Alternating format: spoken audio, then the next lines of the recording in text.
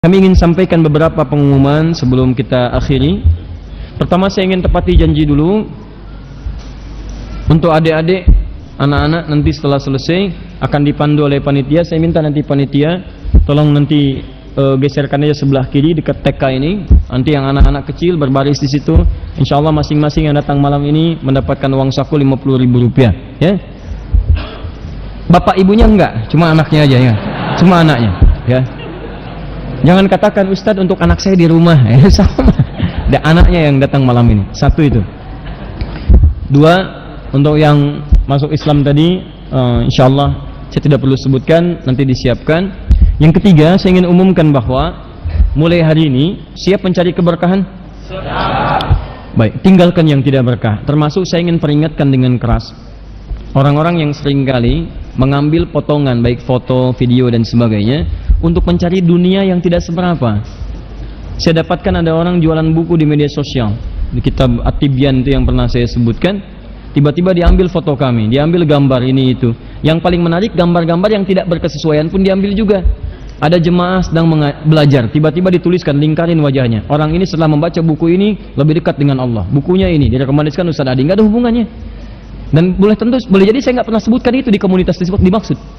Ada orang bawa buku di dalam tas disebutkan ini buku ini yang dibacakan oleh ini direkomendasikan Ustaz Adi. Dituliskan nama, ada foto, ada macam-macam. Dan saya pernah simpan di handphone saya untuk saya doakan supaya itu ditinggalkan. Ya, itu nggak berkah. Dunia itu udah jelas kok. Anda nggak berlaku begitu pun Anda dapatkan rezekinya. Kenapa ditempuh dengan cara yang tidak benar? Ya, termasuk di pekerjaan. Jangan mengerjakan yang haram, yang halal itu udah jelas. Rezeki Anda itu udah diatur akan dapat. Anda kerjakan dengan yang halal, Anda dapat. Kenapa harus dicari dengan yang haram? Nggak akan berubah jumlahnya.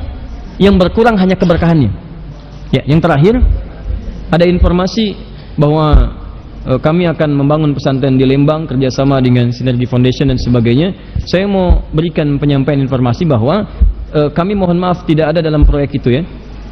Tidak ada proyek untuk membangun dari kami ya untuk membangun pesantren di Lembang dan sebagainya. Ya, kami hanya pernah berusaha ya untuk ada kerjasama karena disampaikan akan wakaf, tapi dalam perjalanannya ternyata ada perubahan dari pihak yang dimaksud untuk menggunakan pada fungsi yang lain yang berbeda dari apa yang direncanakan semula. Jadi saya tidak terlibat dalam pesantren itu dan seterusnya. Yang kami sedang siapkan justru sekarang adalah pusat Al-Quran, dan insya Allah di setiap tempat nanti akan ada tempat-tempat khusus untuk jadi pusat Al-Quran. Nanti saya sampaikan kemudian kami memang sedang siapkan satu tempat khusus untuk jadi pesantren Quran yang semua orang bisa terlibat di dalamnya. Tapi nanti saya infokan kemudian, dan tempatnya insya Allah dekat dengan kita semua dengan izin Allah subhanahu wa ta'ala. Terakhir, tanggalnya 27 Oktober, harinya Sabtu. Tempatnya insya Allah di Istora Senayan. Ya, tempatnya. Jadi kita akan berkumpul. Waktunya cukup panjang. Acaranya insya Allah akan ada tiga acara. Pertama akan ada talk show. Ya, talk show esensi Al-Quran dalam kehidupan. Di apa sih fungsi Quran itu? Nanti ada ahli-ahli Quran datang. Kalau Anda ingin lihat kepala daerah ahli Quran, ya wali kota yang hafal 30 juz, ya misal. Kemudian orang-orang yang sedang menata ahli Quran, nanti kita akan ketemu. Dubas-dubas yang ahli Quran kita akan ketemu.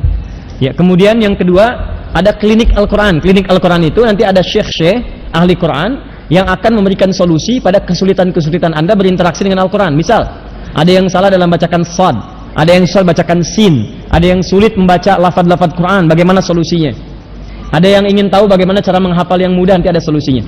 Yang terakhir nanti ada bedah buku ya, dan juga ikrar untuk bersama-sama jadi ahli Quran yang akan memetakkan member penghafal Quran. Jadi Anda akan diikat dengan member supaya nanti kalau nggak di member nggak diserius nanti dengan komunitas. Komunitas itu akan diresmikan. Kemudian kami akan kunjungi ke setiap wilayah di Indonesia, dan orang-orang yang serius insya Allah kita akan sama-sama bergandengan tangan sampai kembali kepada Allah, berjanji menjadi ahli Quran saat berjumpa dengan Rasulullah Sallallahu Alaihi Wasallam. Saya kira itu yang saya sampaikan, dan sekaligus saya umumkan insya Allah untuk pembangunan tempat ini sudah tercukupi. Terima kasih kepada yang berkontribusi, dan nanti saya undang saat peresmian supaya kita meresmikan bersama-sama. Kami tidak memilih itu menjadi milik personal bagi setiap orang, tapi kami menginginkan semua orang terlibat untuk itu semua. Kita akan resmikan, kita ikrarkan wakaf untuk kepentingan umat Islam. Selanjutnya saya lihat catatannya ada yang lebih dari dana yang dibutuhkan 1,6, ada lebih di situ kami akan siapkan untuk membangun asrama khusus untuk putra dan putri. Jadi di situ nanti suka ada yang bertanya, kami ingin belajar khusus bagaimana kalau nanti tinggal, kami siapkan. Nanti insya Allah itu akan digunakan untuk tempat yang ikhwan, tempat yang akhwat. Kami akan publish lagi supaya nanti jelas ya berapa yang didapatkan, digunakan sebagai apa, ini tempatnya bagaimana, kapan kemudian akan dibukanya dan bagaimana penggunaannya, supaya antum semua paham kemana diarahkan, bagaimana digunakan dan seperti apa manfaatnya untuk dunia dan akhirat kita dengan izin Allah Subhanahu wa ta'ala. Terakhir, ingat, untuk yang Palu saya tidak pernah sampai saat ini membuka ya formal pengumuman untuk donasi ya, tapi nanti kami akan menunggu pada kesempatan yang tepat untuk menyampaikan. Disitulah kita akan bersama-sama membantu saudara-saudari kita di sana dalam aspek yang lain, karena sekarang banyak yang terlibat supaya kita tidak miskoordinasi. Tapi kami titipkan untuk langkah darurat kepada IKALI, Ikatan Keluarga Besar Alumni Libya, karena ada 2 orang dai atau lebih di sana yang sedang dari awal dan mereka asli Palu. Ada di antara mereka yang sudah membina pesantren Quran, dan kemarin berpengaruh ada 8 orang santrinya meninggal terkena itu, dan kisahnya haru sekali. Seorang anak perempuan terjepit oleh satu bangunan, tertindih bagian punggungnya, juga kena bagian kakinya. Dia hafizah, hafal 30 juz Al-Quran. Dia melihat teman-temannya apakah ada yang selamat, ternyata sudah meninggal 7 orang. Kemudian datang seorang kepada dia untuk membantu, tapi kesulitan dia mengangkat beban yang sangat luar biasa. Sambil menunggu alat-alat berat, dia berusaha untuk menyingkirkan hal-hal yang sulit. Tapi perempuan ini, perhatikan ahli Quran ini, ketika dia akan dibantu dari runtuhan yang sulit itu, dia cuma mengatakan, tolong selamatkan mushaf ini. Yang dia katakan mushafnya, belum dirinya. Dia katakan, tolong tengok si fulana, semuanya wafat. Dia dalam keadaan masih hidup. Dia katakan, tolong selamatkan mushaf ini. Ketika mushafnya dibawa, dikatakan, tolong jangan tinggalkan saya. Begitu sudah selesai, datanglah kemudian alat berat, diangkut dia, keluar dia di situ dengan selamat. Tapi di perjalanan Allah lebih sayang kepada dirinya, dan wafatlah dia dalam keadaan syahidah. Dan semoga Allah menjadikannya sebagai bagian terindah dalam hidupnya. Di antara mereka ada yang kemudian terhimpit oleh macam-macam, datang ajalnya, kemudian datang juga meninggal tentang air bah bercampur dengan macam-macam. Setelah 9 hari, Masya Allah, tertimbun itu semua. Datanglah kemudian proses evakuasi, diangkut kemudian dengan satu alat. Begitu dibuka, ternyata Masya Allah, masih keadaan sempurna tubuhnya, utuh dalam 9 hari, penghafal Quran 30 juz. Kemudian tubuhnya juga dalam keadaan mewangi dan tidak rusak sedikit pun, masih dalam kenakan cadarnya, dan kemudian dimakamkan dalam keadaan yang terbaik. Tapi yang jadi pertanyaan, kita wafat dalam keadaan apa? Dan seperti apa kita kembali kepada Allah Subhanahu wa ta'ala. Itu yang kami sampaikan. Semoga memberikan hidayah dengan Allah Subhanahu wa ta'ala. Maafkan kalau selama ini ada yang salah yang pernah saya sampaikan. Tinggalkan dan cari ustadz lain lebih baik yang bisa memberikan keteladanan lebih mulia. Saya cuma minta satu hal, tolong doakan dalam sujud supaya Allah berkenan mengampuni dosa-dosa saya dan kedua orang tua saya serta keluarga. Menghilangkan hal-hal yang tidak baik dan mengembalikan pada nilai-nilai keislaman. Sekarang itu coba dikembalikan lagi 2 tahun ke belakang. Nah sekarang Allah memberikan kemudian gambaran kepada kita untuk bisa mengembalikan kepada nilai-nilai yang terbaik yang Allah Subhanahu wa ta'ala. Ya, saya kalau sifatnya musibah itu kemudian kita sikapi dengan cara yang terbaik. Tapi bagi orang beriman ada bacaan yang lain yang dengan hatinya mesti melihat dengan tajam. Musibah negeri, kita sama-sama bersatu, bantu saudara-saudari kita. Jangan bedakan muslim dengan non-muslim. Tapi sebagai muslim, iman anda itu mesti membaca. Kalau iman anda tidak bergerak, maka dipertanyakan iman anda. Kalau cuma bicara masalah musibah, jangankan di Indonesia, tempat lain pun ada. Tapi iman kita selalu bertanya, ini kenapa? Jadi kalau iman anda cuma diam pada persoalan begini, tidak mengoreksi, maka dipertanyakan, iman anda ini kenapa? Ada iman nggak dalam dirinya? Maka bertakwalah kepada Allah Subhanahu wa ta'ala. Dan wajar imam kita menangis berkali-kali, karena barangkali dia memohon kepada Allah dalam salatnya saat memimpin kita, supaya bangsa ini diberikan keberkahan dan kembalikan pada nilai-nilai yang terbaik dengan Allah Subhanahu wa ta'ala. Ingat baik-baik kalimat saya ini, bangsa ini merdeka dengan nama Allah. Maka ketika petunjuk-petunjuk Allah dikhianati, maka wajar jika Allah memberikan peringatan pada penduduk bangsa ini. Dan dalam undang-undang dasar dibacakan atas berkat rahmat Allah yang maha kuasa, dan dengan didorongkan oleh keinginan luhur, beratas berkat rahmat Allah yang maha kuasa, kita mengakui kemerdekaan ini dengan rahmat dan berkah Allah. Harusnya antum isi kemerdekaan dengan minta rahmat dan minta berkah. bukan melakukan sesuatu yang melanggar rahmat dan melanggar keberkahan. Dipantas kalau Allah menegur kalau ada kegiatan-kegiatan yang tidak mengakhirkan rahmat Allah dan tidak mendatangkan keberkahan sisi Allah Subhanahu wa taala. Saya tidak peduli dengan kalimat ini kalaupun dipersoalkan, tapi saya ingin katakan, jika kita mengaku beriman pada Allah dan mengakui Allah yang Maha Kuasa, maka wajib bagi orang beriman di bumi pertiwi ini untuk mengisi kemerdekaan dengan meningkatkan rahmat dan berkah di sisi Allah Subhanahu wa taala. Jika memang Allah ingin turunkan di tempat ini, di bangsa ini, keberkahan yang paling abadi. Allah berjanji di Quran surah ke-7 ayat 96 itu, walau anna ahlal qura amanu wattaqau lafatahna alaihim barakatim minas samai wal ardh. Kalaulah satu penduduk negeri mau beriman dan meningkatkan takwanya kepada Allah, maka Allah janjikan akan dibuka seluruh pintu keberkahan di langit dan di bumi. Pintu keberkahan. Ingat, berkah itu ziyadatul khair, bertambah banyak manfaatnya. Jikalau negeri ini makmur dengan segala sumber dayanya tapi tidak ada manfaatnya, berarti ada yang hilang keberkahan di dalamnya. Kalau satu tempat misalnya sumber daya terlihat sedikit tapi banyak manfaatnya, maka ada kemuliaan di dalamnya jika dia beriman kepada Allah Subhanahu wa taala. Paham sampai sini? Nah, untuk itu bagaimana cara meraih rahmat Allah Subhanahu wa taala? Saya mohon maaf kalau kalimat saya terasa tegas, karena hal-hal yang menyimpang dari si akidah itu tidak ada kelembutan di dalamnya bagi orang yang merasa beriman, kecuali kalau dia belum beriman maka didakwahi dengan cara yang lembut dan cara yang baik.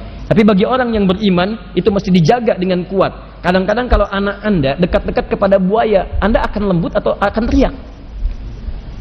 Anak Anda sudah 5 meter depan buaya, mau datang, buaya, buaya, buaya, dekat. Lalu Anda katakan, nak sini, nak sini, nak sini. Mustahil. Anda akan katakan, jangan dekat buaya, Anda tarik begitu kan? Nah, ini menyimpang dari akidah. Setelah Anda muslim, itu mendekat kepada neraka.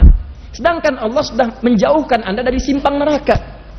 Awas, Quran surah ke-3 Ali Imran ayat 103. Ya, paling kanan sebelah atas. Wa kuntum ala syafa hufratim minan nari fa'aqadhakum minha. Kamu itu sudah dekat di persimpangan neraka sebelum beriman. Kami tarik supaya menjauh dari situ. Sudah menjauh, pengen dekat lagi. Makanya wajar kalau diteriaki kan? Halo? Iya. Jadi wajar kalau urusan-urusan akidah itu kita mesti tegas dalam hal ini supaya dijaga oleh Allah Subhanahu wa taala di keburukan-keburukan yang mungkin menimpa. Sekarang pertanyaan dia, Ustaz, kalau kami ingin mendapatkan rahmat dari Allah, maka bagaimana caranya kita bisa meraihnya? Itulah yang akan kita teruskan pada Quran surah ke-17 ayat ke-82 itu. Wa nunazzilu minal Qur'an ma huwa shifaa'un wa rahmatun lil mu'minin. Awas, hati-hati.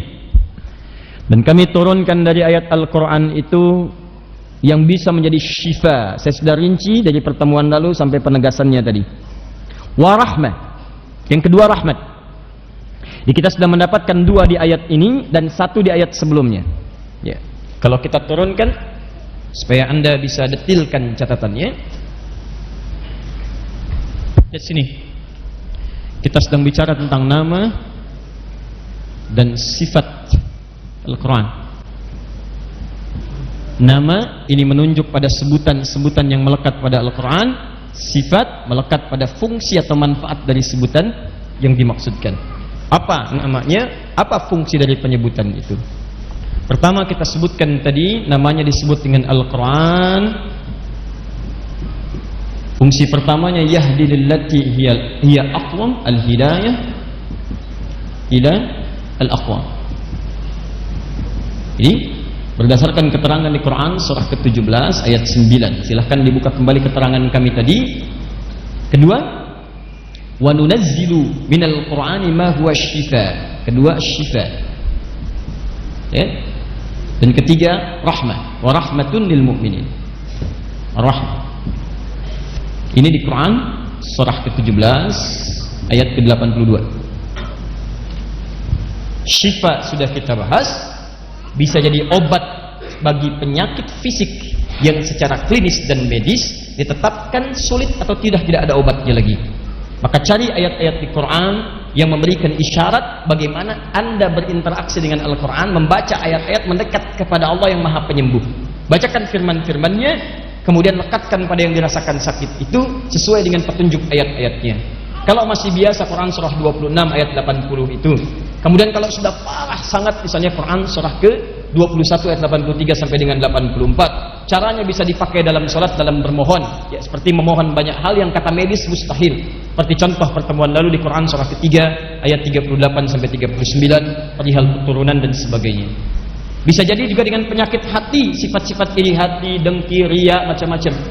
Karena itu ibu sering ingat kata-kata saya ini, kalau sedang gelisah atau antum ikhwan sedang gak enak hati, ya, mohon maaf ada persoalan di kantor, di rumah gak enak hati, wudu aja, buka mushaf. Dibandingkan mengeluh, buka mushaf, baca Al-Quran.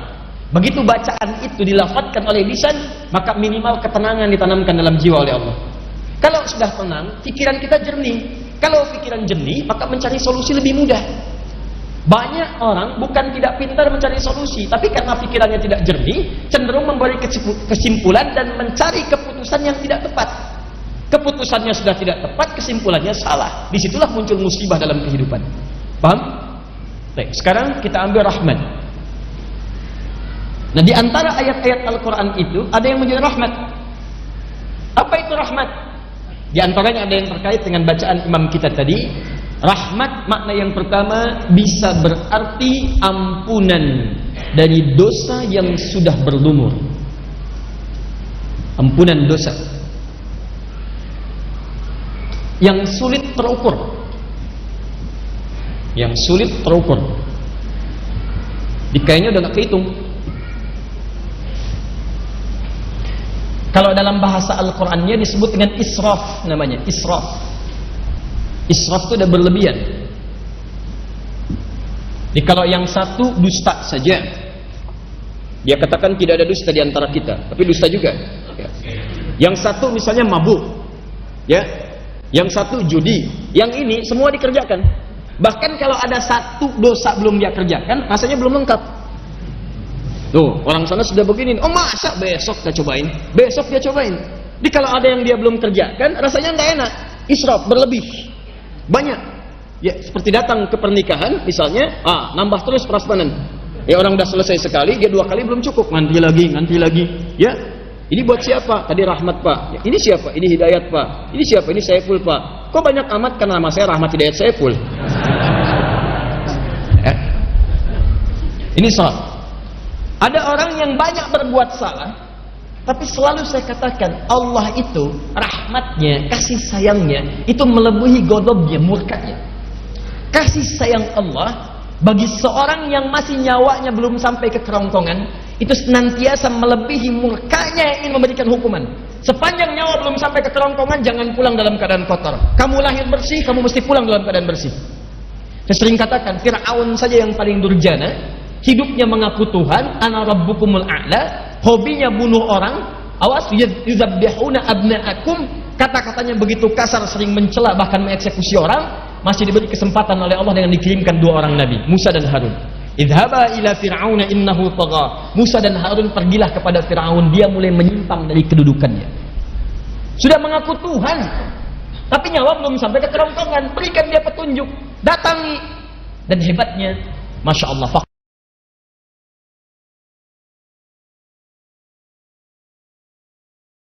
lahu qawlan layyina, katakan kepadanya dengan penuh kelembutan, dakwahi dengan lembut.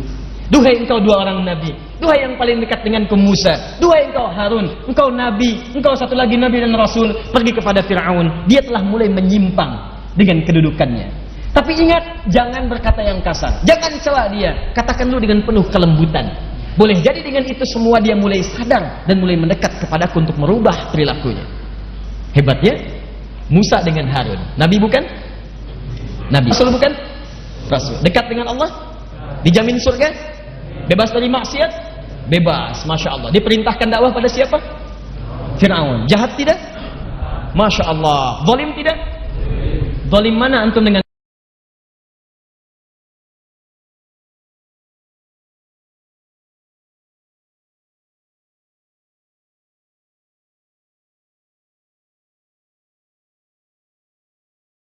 antum dijamin surga belum? Bebas dari maksiat tidak? Perhatikan, Musa dan Harun, nabi dan rasul.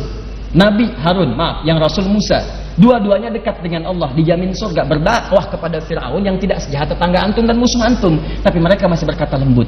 Antum Nabi bukan, Rasul bukan, surga belum jelas, amalan berantakan, bisa menegangkan, tidak bebas dari maksiat, berdakwah kepada musuh antum yang bukan Fir'aun, kenapa mesti kasar? Berdakwah kepada teman antum yang beda majlis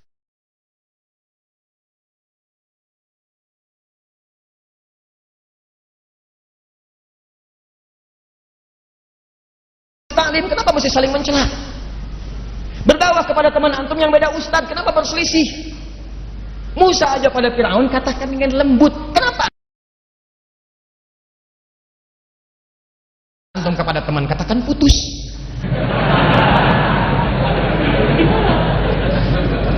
Orang katakan cinta, dia katakan putus.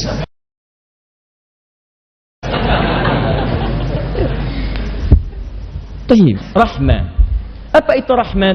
Yang pertama, Quran surah ke-39 Az-Zumar ayat ke-53. Ayat 53.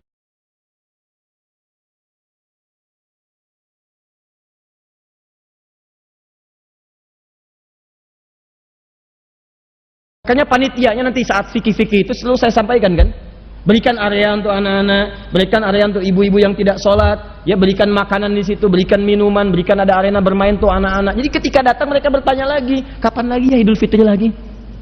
Kapan puasa lagi? Ya sudah kita amalkan. Malam ini semua anak-anak yang datang tolong bawa kumpul di sana. Saya kasih uang saku masing-masing 50.000. Saya nggak peduli berapa jumlahnya. Simpan nanti sebelah sana anak-anak. Setelah selesai, kalian masing-masing dapat uang jajan 50.000 rupiah ya. Nanti sebelah sana ya kita dibagi. Malam ini aja, minggu depan enggak. Khair insyaallah. Baik, kita lanjutkan. Sudah. Quran surah 39 ayat 53. Wa qul li'ibadiyalladzina asrafu ala anfusihim. Lihat ayatnya. Wa qul li'ibadiyalladzina asrafu ala anfusihim la taqnatu min rahmatillah. Fokus ya. Dan Muhammad katakan pada hamba-hambaku alladzina asrafu, yang mereka itu banyak berbuat israf, pernah berbuat israf. Asrafu itu kata kerjanya, perbuatannya, pernah mencuri, pernah mabuk, pernah begal, pernah macam-macam. Yang hebat selalu ada kesempatan untuk kembali. Fir'aun aja aku kasih kesempatan untuk taubat, masa kamu yang bukan Fir'aun enggak? Tapi kalau kamu enggak balik taubat, kamu aneh. Jangan bersaing dengan Fir'aun.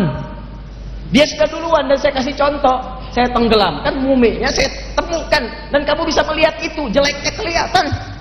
Masa kamu pengen ikutan? Diabadikan setiap masa, bisa kelihatan adanya. Israf. Makanya saya ajak, ayo orang yang pernah begal, pernah bunuh orang, pernah mabuk, pernah macam-macam, yang sekarang pesantren, ada yang di Sukamiskin, bambu hapus, macam-macam dan sebagainya. Itu oleh Allah ditempatkan di satu tempat, diisolasi supaya Anda berubah.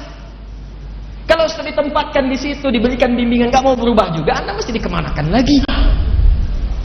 Kita juga sama yang di lingkungan kita aja, kita doakan malam sujud, bangun dalam malam itu sujud, minta kepada Allah, ya Allah berikan petunjuk pada orang yang kurang baik, jadikan dia baik ya Allah. Kalau itu tetangga saya, jadikan ya Allah tetangga saya sampai di akhirat di surga ya Allah. Berikan hidayah kepadanya ya Allah, rubah dia ya Allah. Ada makanan, kirimkan makanan, sebelum dikirim doakan dulu ya Allah, ini yang paling halal. Jadikan makan ini ketika dia makan ya Allah, sampaikan kepada dirinya jadi daging yang halal, mengeluarkan yang haram, jadikan dengan itu sebagai hidayah kepadanya ya Rabb. Setelah diberikan, ajak dia ke masjid besoknya, doakan lagi, ajak lagi. Kalau dia kemudian berubah dengan izin Allah, maka Anda mendapatkan transfer pahala dari setiap kebaikan. Transfer pahala. Itu sederhana sebetulnya. Ya, kita menebar senyum saya sudah kebaikan kok. Sudah kebaikan. Ini teman-teman, israf. Nah, ketika Allah ingin memberikan ampunan kepada orang yang berperilaku dosa semacam ini, maka kalimat yang diberikan ini rahmat. Rahmat. Ya, la taqnatu min rahmatillah. Jangan putus asa dari rahmat Allah. Sekarang pertanyaannya, kalau ada orang tersentuh dengan bahasan-bahasan tadi, kami ingin kembali ya Allah, kami pelajari orang bunuh 100 orang di masa lalu saja mendapatkan ampunan darimu. Bahkan ketika dia bertobat, dia wafat, dia mendapatkan surga. Apakah kesempatan itu masih ada bagi saya? Ada. Bagaimana caranya ya Allah? Maka diturunkanlah bimbingan di ayat-ayat Quran. Wa nunazzilu minal Quran. Wa nunazzilu minal Quran ma huwa syifaa wa rahmah. Dan kami turunkan dari sebagian ayat-ayat Al-Quran ma huwa syifaa. Ada yang jadi syifa juga rahmat. Wa rahmatun, ingat rahmatun. Ada sebagian ayat-ayat Quran jadi rahmat. Apa makna rahmat diantaranya? Anda baca Al-Fatihah sampai dengan An-Nas. Di antara makna rahmat ada yang berarti ampunan dari semua dosa yang pernah dikerjakan. Keluarkan ayat-ayat itu dan bacakan seperti ayat membimbing Anda. Contoh, buka Quran misalnya surah ke-7 ayat 23. Ini bagi teman-teman yang pernah bermaksiat dalam kehidupan. Anda ingin taubat, kata Allah, saya terima, saya ampuni semuanya. Orang dulu pernah melakukan, saya ampuni. Masa orang sekarang melakukan, saya nggak ampuni? Tapi kalau Anda tidak terima tawarannya, Anda keterlaluan. Anda keterlaluan, dan kita tidak tahu kapan kita akan kembali pada Allah Subhanahu wa taala. Quran surah 7 ayat 23. Ini kalimat disampaikan oleh Nabi Adam alaihi salam. Diabadikan dalam Al-Quran doanya saat Adam mula berbuat salah dan diturunkan kemudian ke bumi. Rabbana zalamna anfusana wa illam taghfir wa tarhamna lanakunanna minal Allahu akbar. Rabbana zalamna anfusana wa illam taghfir lana wa tarhamna lanakunanna minal khasirin. Rabbana zalamna anfusana, ya Rabb. Dan yang dikatakan Rabb itu ada sifat-sifat Allah yang memberikan perlindungan, pemaafan, pemberian kebutuhan, pengampunan dosa, dan seterusnya. Ya Allah, kami mengakui kami sering berbuat zalim dalam kehidupan kami. Wa illam taghfir lana wa tarhamna. Wa illam taghfir lana, kalau engkau tak mengampuni kami. Kalimat taghfir lana dari kata ghufran. Al-ghufran, ghafara ghufranan. Sifat Allah yang mengampuni dosa. Kalau satu disebut ghafir, dosanya disebut dzambun. Quran surah ke-40 ayat 3, ghafiri dzambi wa qabilit taubi. Ghafir dzambun. Kalau dosanya agak banyak, bukan cuma satu, banyak nambah, disebut dzunubun. Sifat Allah yang kedua disebut ghaffarun. Quran surah Nuh ayat ke-10, faqultu astaghfiru rabbakum innahu kana ghaffara. Selalu Rabb. Aku katakan pada umatku, kalian cepat minta ampun sebelum waktunya tiba. Cepat minta ampun, tobat. Mungkin saat tobat kalian wafat. Begitu kalian wafat, saat tobat surga menanti Anda. Faqultu astaghfiru rabbakum innahu kana ghaffara. Pakai ghafar. Kenapa bukan ghafir? Karena umatnya Nabi Nuh saat itu sudah mulai meningkat maksiatnya. Diajak mencela, diajak mengancam, diajak gak peduli. Udah nggak usah ikut-ikutan, nih acara kami, ngapain kamu ikut-ikutan? Yuk kita udah macam-macam terjadi. Kata Nuh nggak putus asa, kalimatnya ghafar. Kalau nambah lagi ada zalimnya, ghafur. Tapi kalau sudah banyak yang dilakukan tak terkira, maka kalimatnya bukan sekedar turunan kata ghafar, ghafir, ghafar, ghafur, tapi muncul kalimat rahmatnya. Sifatnya disebut dengan rahim. Wa illam taghfir lana wa tarhamna. Tarhamna dari kata rahmat. Diseakan-akan Anda katakan, ya Allah, kalau dosanya sedikit mohon ampuni, dosa agak banyak mohon hapuskan. Tapi walaupun dosanya tak terlukiskan, ya Allah, maka rahmatmu lebih dalam dibandingkan dengan murkamu. Mohon sayangi saya, ya Allah. Engkau yang katakan rahmatmu lebih luas daripada murkamu, maka hamba menagih janjimu dengan kalimatmu itu. Ampuni dosa hamba, ya Rabb. Hapuskan semua dosa-dosa itu. Jangan pertemukan hamba dengan semua dosa-dosa itu saat hamba kembali kepadamu. Hamba malu, ya Allah. Jauhkan hamba sejauh-jauhnya sampai kiamat. Hamba tidak ingin lihat lagi. Karena semua sekecil apapun akan ditampakkan. Wa may ya'mal mithqala dzarratin syarran yarah. Sekecil apapun kesalahan akan ditampakkan. Maka mohon jauhkan. Sifat jauh sejauh-jauhnya yang tak terlihat, maka pakai alif ba'id. Kalau pakai tasydid masih kelihatan. Ba'id, ba'ada yub'idu tab'idan. Dijauhkan tapi masih kelihatan. Ba'id as-sa'ah anni. Tolong jauhkan jam itu dari saya. Anda jauhkan misalnya keluar, saya masih lihat. Begitu saya lihat, itu bahasanya disebut dengan ba'ada yub'idu pakai tasydid. Tapi kalau Anda jauhkan sejauh-jauhnya, saya nggak pengen lihat lagi. Jangan pertemukan saya dengan jam itu. Maka tambahkan alif di depan huruf ba-nya. Ba'id. Ya akhi ba'id as-sa'ani. Ba'id, ba'id. Maka ini isyarat saya tidak ingin melihatnya kapanpun, dimanapun, sampai kapanpun. Kalau Anda pernah berbuat salah, maka kesalahan itu disebut dengan khata. Khata'un. Lihat sini. Khata'un. Kha. Hamzah. Kalau kesalahannya banyak, mulai Anda hitung, maka dijamakkan bentuknya jadi khataya. Akhta'un sebelum ke khataya. Akhta'un. Akhta. Akhta'un. Nih. Masih terhitung. Tapi kalau banyak, Anda nggak bisa hitung. Jangankan dosa yang Anda kerjakan umum, dosa mata nggak kehitung berapa kali salah. Dosa telinga nggak kehitung berapa kali salah dengar. Dosa lisan berapa kali salah ucap. Sampai ke ujung kaki Anda nggak bisa ngitung. Maka pindahkan kalimatnya dari akhta jadi khataya. Khataya. Khataya. Kalau Anda ngaku, ya Allah saya ngaku saya banyak berbuat salah, nggak terhitung ya Allah, tambahkan ya kecil di ujungnya. Khataya. Ya. Ya ini ya pengakuan. Ya ini.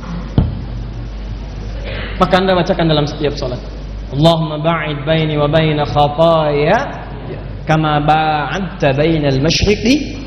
Allahumma naqqini minal khataaya kama yunaqqa ath-thawbul abyadu minat.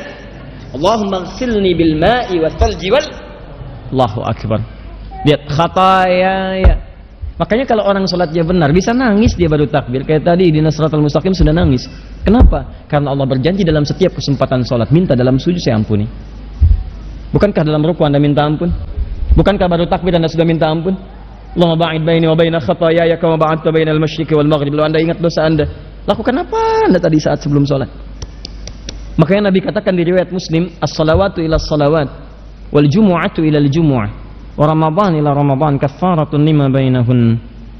Salat satu ke salat yang lainnya, Jumat ke Jumat, Ramadan ke Ramadan, itu bisa menjadi kafarat, penghapus dari dosa-dosa yang dikerjakan. Malam takunil kabair, sepanjang bukan dosa besar, hilang tuh. Tobat. Kalau Anda kumpulkan ghafir, ghafar, ghafur dengan rahmat, jadi sifatnya rahim, maka kumpulkan seluruhnya. Tadi masih ingat salah disebut apa? Khata. Pekerjaannya disebut akhta'a. Akhta'a. Saya salah, akhta'tu. Kami salah, akhta'na. Ya Allah jangan hukum kami ya Allah, kami nggak mau dihukum. Maafkan ya Allah, ampuni ya Allah. Kami mohon ampunanmu, kami mohon rahmatmu. Bagaimana caranya ya Allah supaya saya jangan dihukum? Saya minta ampun, saya minta rahmat, saya tobat ya Allah. Tolong saya. Maka wa nunazzilu minal Qur'an, kami turunkan ayatnya di Quran. Gabungkan semuanya itu minta dengan kalimat. Maka turunlah Al-Baqarah ayat 286 itu. Rabbana la tu'akhidna in nasina aw akhta. Rabbana wa la tahmil 'alaina isran kama hamaltahu 'alal ladzina min Rabbana wa la tuhammilna ma la taqata lana wa'fu afu waghfir ghafir ghaffar ghaffar ghafur warhamna rahmah anta maulana fansurna 'alal qaumil. Allahu akbar. Turun di keheningan malam Anda minta ya Allah. Kalau nggak paham ayatnya bacakan maknanya. Hamba mohon ya Allah, hamba-hamba yang salah tidak luput dari dosa, tapi ampunanmu lebih luas ya Allah dibandingkan dengan murkamu. Mohon ya Allah, ya Rabb, rahmatak. Para ulama itu kalau dalam kesempatan dia memohon kalimatnya singkat, Allahumma rahmatak, Allahumma rahmatak, Allahumma rahmatak, Allahumma rahmatak, Allahumma rahmatak, Allahumma rahmatak. Minta. Dan dia bayangkan bapaknya, ibunya, dirinya, istrinya, atau istri suaminya, anak-anaknya. Minta.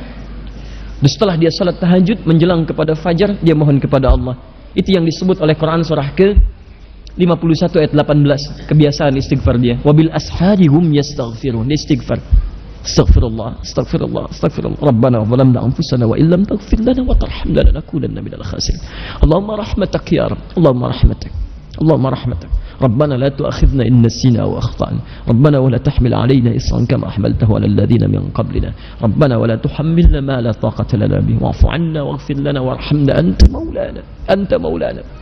Kau Tuhan kami ya Allah. Kalau Tuhan saja tidak mengampuni kami, lantas kepada siapa lagi yang mesti minta ampun? Kalau yang maha mengampun saja, yang maha pengampun tidak menurunkan ampunannya, lantas kepada siapa lagi kami mesti memohon? Kalau yang maha rahmat saja tidak menurunkan rahmatnya, kepada siapa lagi kami mesti minta ya Rabb? Anda mintakan sujud. Anda minta untuk teman-teman Anda sekitaran. Kalau Anda merasa baik, minta saudara yang lain. Minta yang jauh, tetangga dekat, tetangga jauh, di Palu, di Lombok, seluruh kisaran Nusantara, Indonesia, belahan dunia, mohonkan. Sepanjang ada orang-orang beristighfar, maka itu bisa menahan azab Allah Subhanahu wa taala. Wa ma kana Allahu liyu'adzibahum wa anta fihim. Wa ma kana Allahu yu'adzibahum wa anta fihim. Tapi yang paling menarik, wa ma kana Allahu mu'adzibahum wa hum yastaghfirun. Allah enggak akan mungkin menghadap umatmu ya Muhammad SAW sepanjang engkau ada bersama mereka. Wa anta fihim. Jadi kalau nabinya masih ada, umatnya enggak akan diadab. Tapi sekarang bagaimana kalau nabinya enggak ada? Wa ma kana Allahu mu'adzibahum. Kenapa kalimat kata kerja itu berubah jadi kata benda, isim fa'il, pelaku? Yang pertama, wa ma kana Allahu liyu'adzibahum, pakai kata kerja. Saya enggak akan mungkin mengadab mereka ya Muhammad sepanjang engkau masih ada dengan mereka. Kata kerja. Kenapa ada menggunakan kata kerja di situ? Karena pekerjaan umat Muhammad SAW dulu ketika nabinya ada, masuk Islam mereka, jarang yang bermaksiat itu jarang. Semuanya taat. Tapi ketika berubah kalimatnya setelah nabinya wafat, menggunakan isim fa'il mu'adzibahum pakai mim. Kenapa berubah pakai mim? Isim fa'il tuh. Isim fa'il itu langsung memberi pelaku. Ingin memberikan gambaran, setelah kamu wafat banyak penyimpangan di umatmu, sudah layak sebetulnya mereka diadab. Sudah layak diadab nih. Cuman kenapa ditahan? Kenapa ditahan? Wahum yastaghfirun. Karena ada sebagian di antara mereka yang banyak istighfar kepada Allah.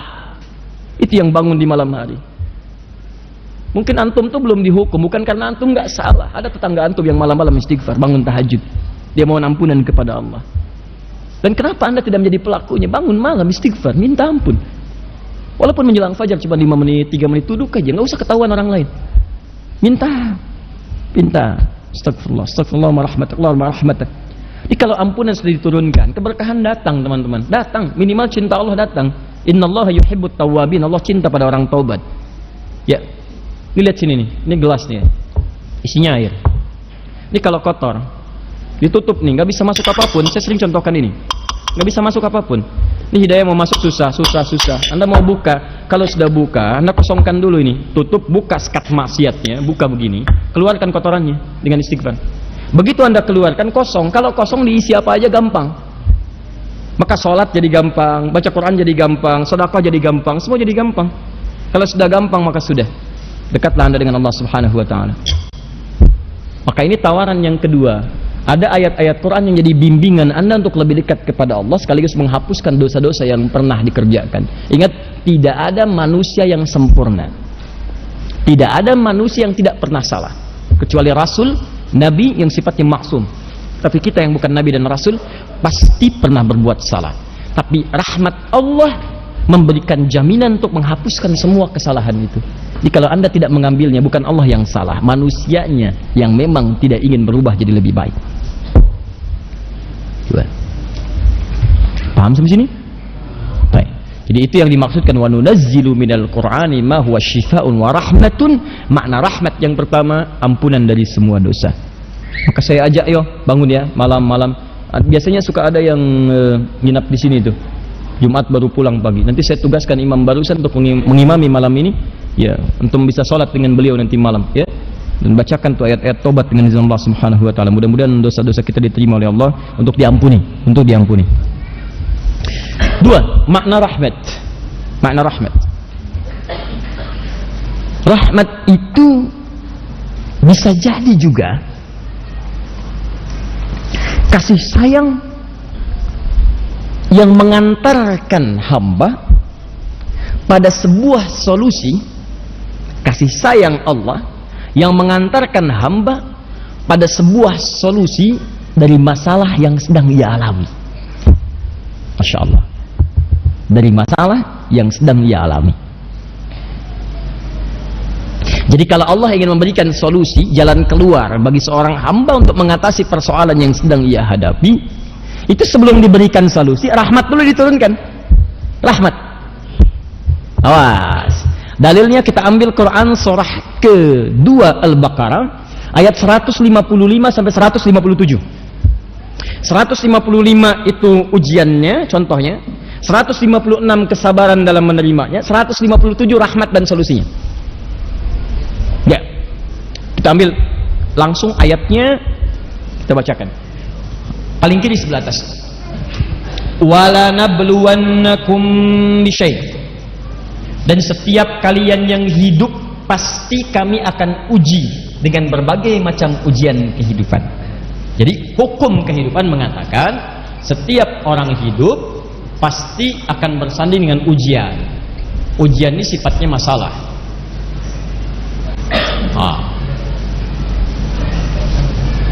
Tolong pahami dulu ya, tolong pahami. Ujian ini diturunkan oleh Allah bukan ingin menjadikan orang hidup terbelit masalah, bukan. Awas, lihat cara berpikirnya. Tapi ingin meningkatkan kualitas kehidupan seorang hamba. Jadi kalau seseorang sedang mendapatkan ujian masalah, sebetulnya masalah itu turun bukan ingin menjadikan kehidupan dia bermasalah, bukan. Jangan salah cara berpikirnya. Cara berpikirnya adalah karena Allah ingin merubah kualitas hidupnya jadi meningkat lebih baik. Karena dalam kehidupan dunia itu sifat ujian selalu hadir untuk meningkatkan kualitas kehidupan. Gini, logika paling sederhananya sekali. SD, anak SD. Kalau dia mau naik ke SMP, ikut ujian nggak? Ujian, masalahnya banyak yang dihadapi, soal-soal kerjakan ini, kerjakan itu, jadi masalah tuh. Dia pikirin, ibunya kemudian ikut terlibat, bimbing, ajarin ini, ajarin ini, ajarin ini. Ini baca ya, ini ibu Budi, ini bapak Budi, ini tetangga Budi, ini tasnya Budi, ya ini kucingnya Budi. Dia tanya, kenapa semuanya punya Budi? Nah, itulah orang Budi itu orang yang sangat kaya, punya semuanya, tapi kekayaannya tidak membuat dia jauh dari Allah Subhanahu Wa Taala. Mau seperti Budi? Mau mah, udah gitu. Ayo baca. Kalau kamu bisa baca dengan baik, besok atasi ujian itu, kamu insya Allah dekat seperti Budi. Semangat dia. Begitu di jalan dia mau masuk ke sekolah, wah ini ibu Budi, ini bapak Budi, masya Allah. Sampai ke gurunya mengatakan, pak ini ibu Budi. Padahal ibu dia namanya Asep. Sini. Nah, jadi anak SD itu diuji bukan untuk membuat dia bermasalah, tapi supaya kualitas keilmuannya meningkat, mentalnya naik, bagus. Apa ukurannya? Ujian. Kalau sudah lulus dari situ baru masuk SMP. Sebab kalau tidak diuji, bagaimana ketahuan dia mampu menjalani tingkat kehidupan dari dia di SMP? Tingkat pendidikan dia di SMP, pelajaran dia di SMP, mesti naik dulu statusnya. SMP pengen masuk ke SMA, ikut ujian. SMA pengen masuk kampus, ikut ujian. Dari kampus pengen dapat ijazah, ikut ujian. Nggak ada tiba-tiba ujung-ujung orang dapat ijazah. Ikut ujian. Walaupun formalitas ilmunya lebih tinggi dari dosennya, tetap akan ikut ujian, sidang, disidang sama dosen, tetap ikut. Kenapa? Karena itu hukum kehidupan. Anda di rumah tangga, Anda di kantor, Anda di kehidupan sosial, pengen hebat, naik status, pengen lebih mulia, pengen lebih kuat, pengen naik status sosialnya, pengen lebih tinggi kedudukan, ikut ujian. Anak SD ada diuji, masa Anda enggak? Kalau Anda enggak siap menghadapi ujian, tanyakan sama anak SD. Bagaimana cara menghadapinya? Kalau Anda tidak siap menghadapi ujian, malu sama anak SD. Anak SD ada diuji, masa ada yang lulus SD nggak mau diuji?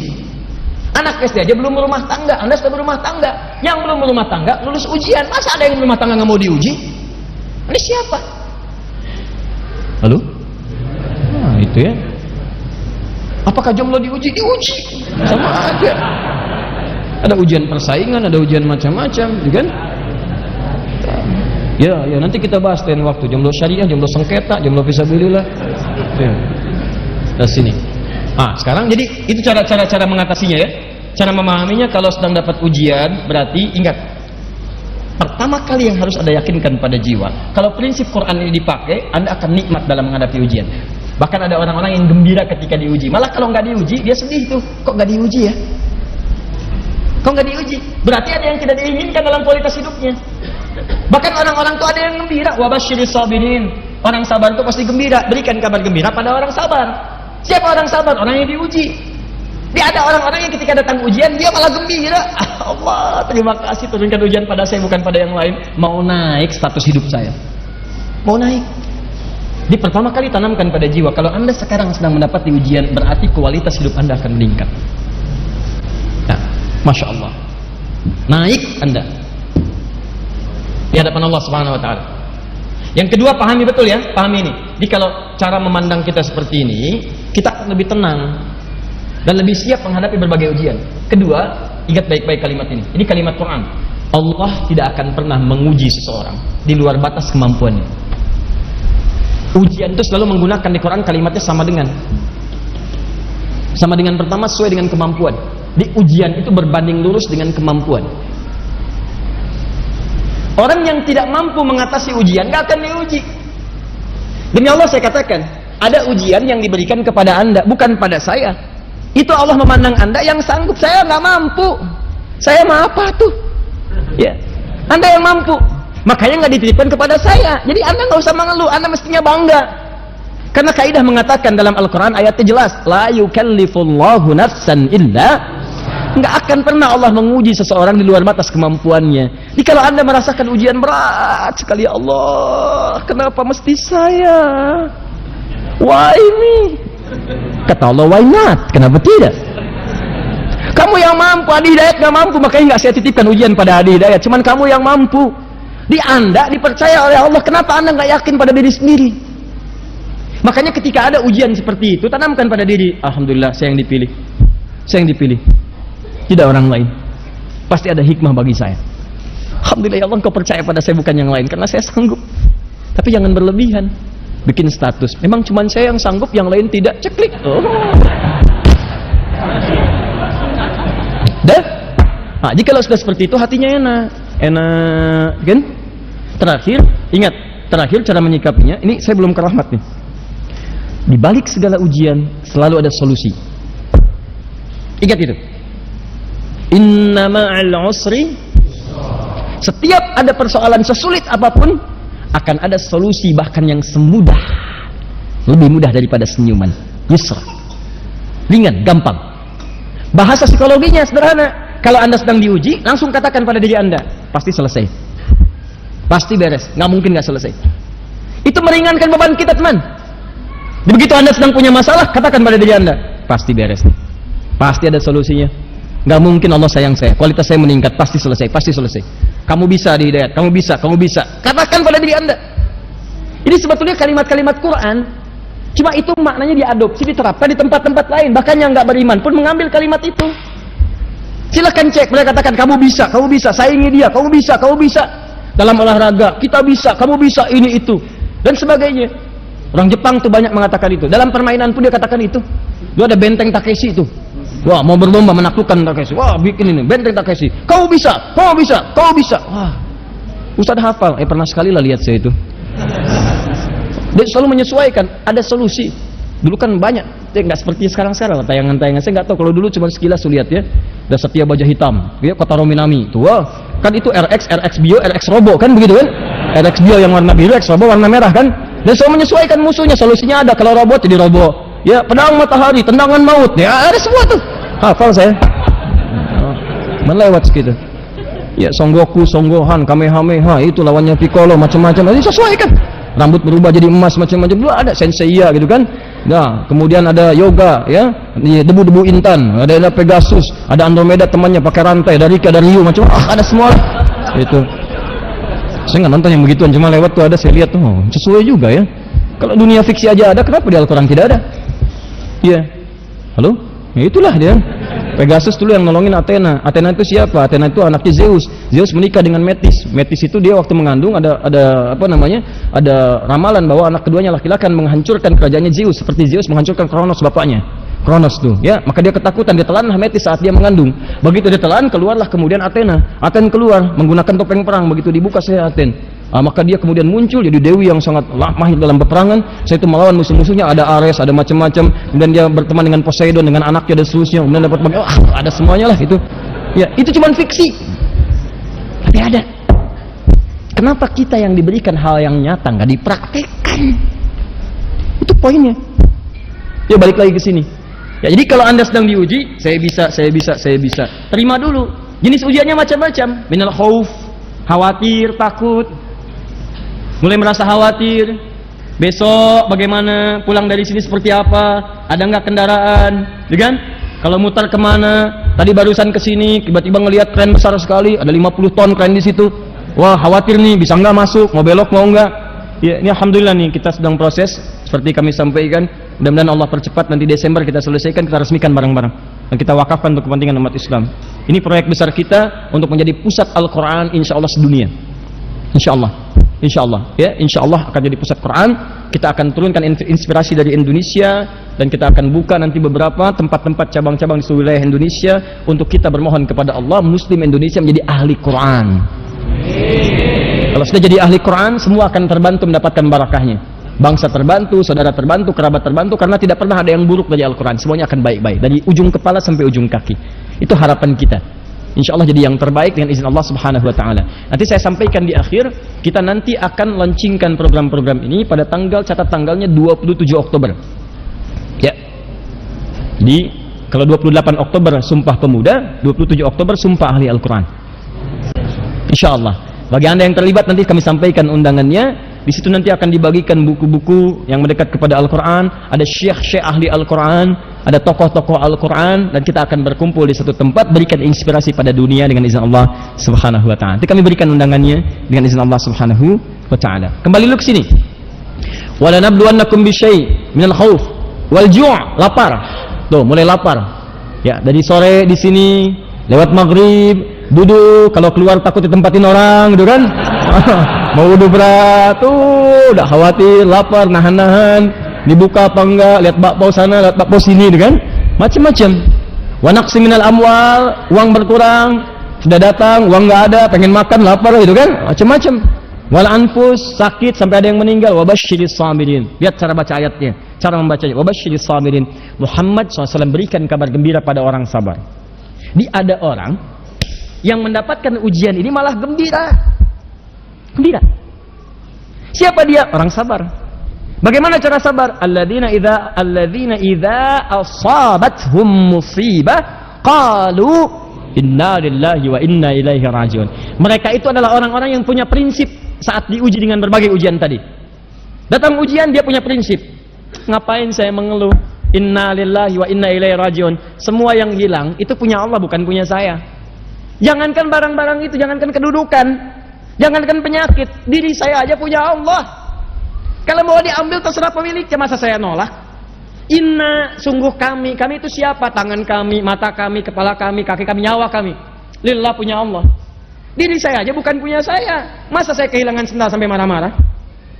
Tugas saya cuma nyari, nggak ada istighfar, cari lagi ikhtiar. Kedudukan mau ditukar silahkan, cuma titipan, jangankan kedudukan, nyawa saya aja punya Allah. Kalau mau diambil terserah Allah. Maka kalau prinsip hidup Anda seperti ini, enak tuh. Enak. Anda tinggal ikhtiar. Tapi bukan berarti kehilangan sesuatu didiamkan. Naik bis, kan? Ada orang pemuda bertato, wajahnya nggak enak, tangannya masuk ke dompet ibu-ibu begini. Biarin aja, punya Allah. Maling. Katakan pencuri. Itu. Jadi ikhtiar, ambil solusi. Yang menarik begini, orang-orang yang saat diuji, di rumah tangga diuji, di kantor diuji, mungkin Allah berkehendak menaikkan status saya. Alhamdulillah ya Allah, ini kan darimu, pasti selesai. Nggak mungkin Allah engkau titipkan ujian kalau engkau nggak turunkan solusinya. Ya Allah, jangankan itu, ya Allah, kedudukan, tangan saya pun punyamu. Kalau engkau ingin tukarkan dengan sahabat saya ridha ya Allah. Mungkin dia lebih baik dalam pandanganmu. Terima kasih engkau titipkan kedudukan kepada saya selama ini, dan mohon terima amalan-amalan saya dalam menggunakan kedudukan itu ya Allah. Jangan jadikan hati saya rakus terhadap kedudukan ya Rabbal Alamin. Apalagi dengan itu saya menyengsarakan orang-orang yang saya pimpin ya Arhamar Rahimin. Ampuni dosa-dosa saya ya Allah. Jangan biarkan keluhan di salah seorang yang saya pimpin ya Allah menjadikan saya mendapatkan murka darimu. Saya takut ya Allah. Kalau semua pemimpin punya prinsip seperti ini, nggak ada orang saling menjatuhkan untuk mendapatkan kepemimpinan. Dan hebatnya teman-teman sekalian, ketika perasaan itu ada, turunlah kemudian pujian dari Allah. Ayat 157-nya. Ulaika ala salawatim min rabbihim. Orang-orang yang sabar saat diuji menerima, dia berikhtiar, sabar menerima, terus berikhtiar mengatasi, tidak mengeluh. Dia berusaha, maka dipuji oleh Allah. Allah, Masya Allah. Kamu ini hamba luar biasa. Yang lain mengeluh, kamu bersabar. Yang lain cuma mengeluh, kamu cari solusi, kamu berikhtiar. Luar biasa. Setelah itu apa yang diberikan? Rahmat. Ulaika alaihim salawatun min rabbihim wa rahmat. Kasih sayang Allah turun untuk mengantarkan pada solusi. Di begitu Anda sabar, sebetulnya orang sabar itu lebih dekat kepada solusi dibandingkan pengeluh yang mengeluhkan setiap persoalannya. Jadi kalau Anda bersabar saat ujian, Anda sudah mendapatkan setengah solusi. Setengah solusi. Setengahnya lagi Allah akan turunkan melalui kesabaran Anda dalam berikhtiar. Di begitu Anda sabar, datang pujian, turun rahmat. Begitu turun rahmat, lihat ujung ayatnya, wa ulaika humul muhtadun. Dan mereka itulah orang yang akan diberikan solusi, petunjuk untuk mengatasi persoalannya. Sederhana sebetulnya. Ya, cuman teorinya nggak mudah dipraktekkan, tidak mudah. Ya, kadang-kadang persoalan di rumah tangga selesai dengan senyuman. Tapi untuk senyum aja nggak mudah. Ya, nggak mudah kadang-kadang. Nah, itu butuh kesabaran. Datang persoalan di kantor yang dimarahin anak-anak. Dia udah gambar mau tunjukin kepada Anda karya dia itu selama 8 jam dia tungguin. Begitu Anda datang, dia sambut di depan pintu. Papa, diam kamu. Hah? Kenapa, Pak? Kamu lagi ikut-ikutan. Oh, yang salah siapa? Terus pintu dibanting. Tidak. Salah pintu apa? Tuh. Kalau pintu bisa bicara, bukan bulan aja yang diharapkan bisa ngomong. Kan? Pintu bisa dia akan berkata, salah siapa sampai dibanting begini? Salah kamu mau dibanting. Oh, nggak bisa juga begitu. Balik. Nah, kalau Masya Allah, kadang-kadang ibu juga menyambut begitu. Bu, cari lawannya Bu ya. Pak, cari lawannya. Ingat, saya kasih solusi ya, sederhana. Kalau ada sesuatu hal yang tidak menyenangkan, cari lawan positifnya. Itu insya Allah cepat selesai. Cemberut lawannya apa? Senyum. Jadi kalau ada orang cemberut, antum senyum, gak usah marah.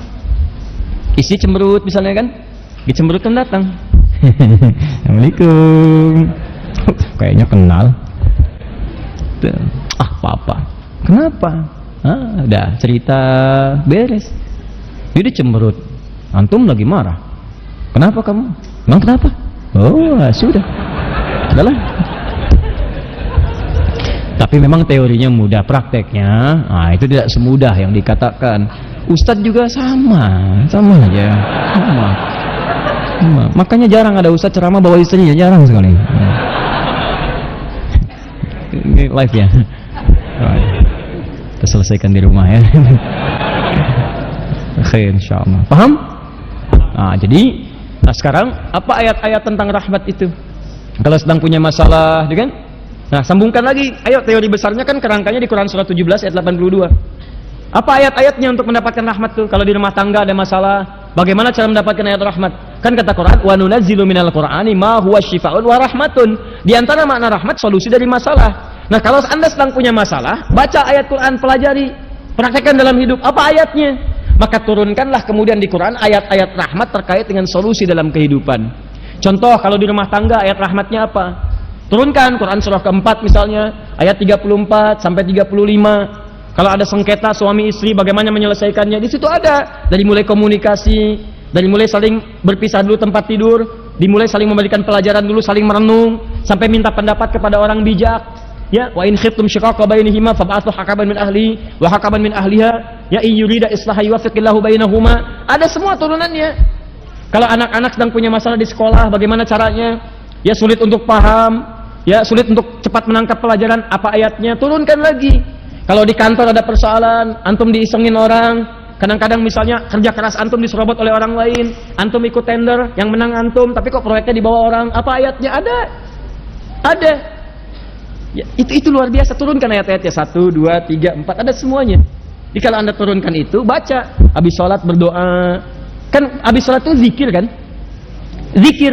Apa dalilnya? Quran surah keempat ayat 103. Fa idza qadaytumus sholata fadhkurullah.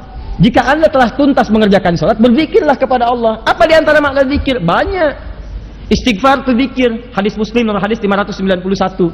Astagfirullah, astagfirullah, astagfirullah. Allahumma antas salam, minkas salam, tabarakta ya dzal jalali wal ikram. Tapi ingat, baca Quran pun zikir, karena Quran disebut dengan zikir. Quran surah 15 ayat ke-9. Inna nahnu nazzalna dzikra. Kami telah turunkan Al-Quran sebagai zikir. Menghafal Quran, mengulang bacaan-bacaan itu zikir. Zikir disebutkan di Quran surah ke-54 ayat 17, ayat 22, ayat 30, ayat 32, ayat ke-40. Zikir. Walaqad yassarnal Qur'ana lidzikri. Kami telah mudahkan Al-Quran sebagai zikir. Ini bukan bacaan biasa. Kenapa setelah Anda selesai salat tidak baca ayat-ayat itu? Jadi kalau itu dibacakan tuntas, Anda di kantor nih jeda zuhur. Zuhur jeda tuh Sebelum zuhur punya masalah. Begitu selesai sholat, bacakan ayat-ayat Qur'annya, minta sama Allah. Ya Allah, Engkau yang berjanji memudahkan. Engkau yang katakan dalam firman-Mu, Ya Allah, yuridullahu bikumul yusra wa la yuridu bikumul usra. Engkau menginginkan kemudahan bukan kesulitan. Engkau yang menjadikan solusi, ya Allah, dalam setiap kehidupan. Engkau yang katakan inna ma'al usri yusra, inna ma'al usri yusra. Ya Allah, Engkau katakan setelah pekerjaan selesai, lapangkan, ya Allah, siapkan dan siapkan untuk selanjutnya. Fa idza faraghta fansab wa ila rabbika farghab. Ya Allah, Engkau yang katakan kepada Rabb kamu bertawakal. Saya sekarang bertawakal, ya Rabb. Saya telah berikhtiar, saya telah berusaha, saya telah mengatakan apa yang, menyampaikan apa yang telah Engkau katakan, saya telah menjalankan apa yang telah Engkau firmankan. Sekarang saya memohon apa yang telah Engkau janjikan. Engkau akan memberikan kemudahan, saya minta kemudahan itu. Engkau akan memberikan solusi, saya minta solusi itu. Kalau dengan semua hal yang saya kerjakan sesuai petunjuk-Mu belum Engkau kabulkan juga, maka tunjukkan pada hamba di siang hari ini, ya Allah. Dengan cara apa lagi hamba mesti bermohon kepadamu? Minta. Duhai Anda yang besoknya mau ujian, malamnya bacakan ayat-ayat untuk bisa memohonkan kepintaran, minta pemahaman. Allahumma ya Allah, Engkau yang memudahkan orang untuk belajar, ya Allah. Engkau yang turunkan ilmu, Engkau yang menyebut dirimu dengan Al-Alim. Hamba mendekat kepadamu, ya Allah. Dan Engkau janjikan siapa yang mendekat meningkatkan takwa, Engkau tambahkan pengetahuan. Bahkan Engkau ajarkan pengetahuan. Ya Allah, Engkau yang berfirman dalam ayat-Mu, ya Allah, wattaqullah wa yu'allimukumullah. Engkau tingkatkan takwa, aku ajarkan pengetahuan. Engkau yang berfirman dalam ayat-Mu, ya Allah, wa makanul mu'minuna yanfiru kaffah falaula nafara min kulli firqatin minhum ta'ifatun liyatafaqahu fid din. Engkau yang firmankan dalam ayat-Mu, ya Allah, yarfa'illahu alladziina amanu minkum walladzina utul ilma darajat. Engkau yang firmankan, ya Allah, wa ma utitu minal ilmi illa qalila. Ya Allah, ya Rabb, hamba memohon sebagian dari apa yang Kau janjikan itu. Ajarkan hamba pengetahuan, ya Allah. Pahamkan hamba, ya Allah. Tingkatkan iman hamba dengan pengetahuan yang telah Engkau tambahkan pada diri hamba, ya Allah. Ajarkan dari yang sedikit itu pemahaman, ya Rabbal Alamin. Duhai Allah yang menitipkan pada lisan Muhammad sallallahu alaihi wasallam, lisan Rasul-Mu yang terakhir, yang ketika ia mengajarkan pada keponakannya, ya Rabb, pada hamba-Mu Ibnu Abbas, ya Allah, dengan kalimat Allahumma faqihhu fid din wa 'allimhu ta'wil. Ya Allah, mohon lekatkan kalimat itu pada diri hamba, ya Rabbal Alamin. Pahamkan hamba, ya Allah. Mudahkan hamba dalam mengatasi ujian-ujian pengetahuan. Datang tuh, minta. Ada semua. Diturunkan ayatnya. Turunkan. Bikin. Anda punya masalah apa? Makanya setiap persoalan-persoalan itu diidentifikasi. Sebelum sholat dilihat. Nanti cari ayat yang sesuai. Minta. Keluarkan ayatnya, itu yang dimaksud wa nunazzilu minal qur'ani ma huwa syifaa'un wa rahmatun. Ayat-ayat rahmat turunkan. Jadi kan yang dibaca itu aja. Qul a'udzu birabbin nas, qul a'udzu birabbin nas, malikin nas, ilahin nas, min syarril waswasil khannas alladzi yuwaswisu fi sudurin nas minal jinnati wan nas. Ya sudah, mimpi ketemu jin, jalan di jalan ikutin jin dan sebagainya. Paham? Terakhir, saya tutup di sini untuk sesi kita malam ini. Makna rahmat juga berarti pemberian anugerah urusan dunia dan akhirat. Anugerah urusan dunia, kemudahan pekerjaan, kemudahan ini itu, harta benda, keturunan, dunialah sifatnya rahmat. Atau akhirat, spesial, surga dengan segala turunan-turunannya. Sifat Allah yang memberikan kemurahan dunia disebut dengan Rahman. Rahman, pemilik rahmat dunia. Sifat Allah yang memberikan kemuliaan akhirat disebut dengan Rahim. Rahim, maka ia disebut dengan Rahman dan Rahim. Yang paling menarik, gampang. Ayatnya tiap hari kita baca 17 kali dalam sehari. Tapi yang paling bahaya adalah rumusnya nggak dipakai. Itu dia masalahnya. Ini ayatnya paling gampang kita hafal. Ar-Rahmanir Rahim, melekat pada sifat Allah dengan namanya langsung. Nama disebut dengan ismun. Allah, lafzul zalalah yang paling tinggi. Kalau kita lakukan sesuatu untuk mendapatkan Rahman dan Rahim, kita lakukan karena Allah. Tambahkan ba di depannya. Fungsi ba ada 14. Di antara makna ba ada lil ghayah, ada lil istighraq, ada ba lil musahabah, ada ba lil ilsaq. Jadi kalau Anda katakan ba tambahkan ismun tambah Allah tambah dengan Rahman Rahim, maka kalimat itu dirangkaikan menjadi Bismillahirrahmanirrahim. Kalau Anda ucapkan Bismillahirrahmanirrahim, itu bukan kalimat biasa.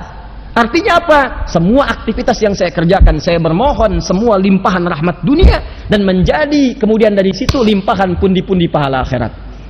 Rumus ini disampaikan oleh Nabi 15 abad yang lalu. Setiap mengerjakan aktivitas lekatkan kalimat Bismillahirrahmanirrahim. Maka muncul hadisnya dalam riwayat Al-Bukhari.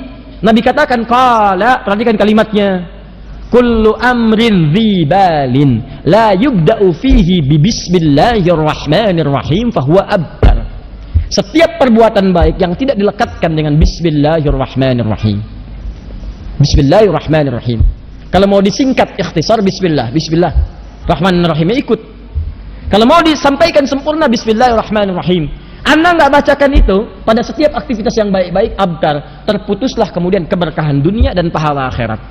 Di kalau pekerjaan misalnya saya mau minum, misal minum ya. Mau minum apa yang dikerjakan? Minum baik tidak?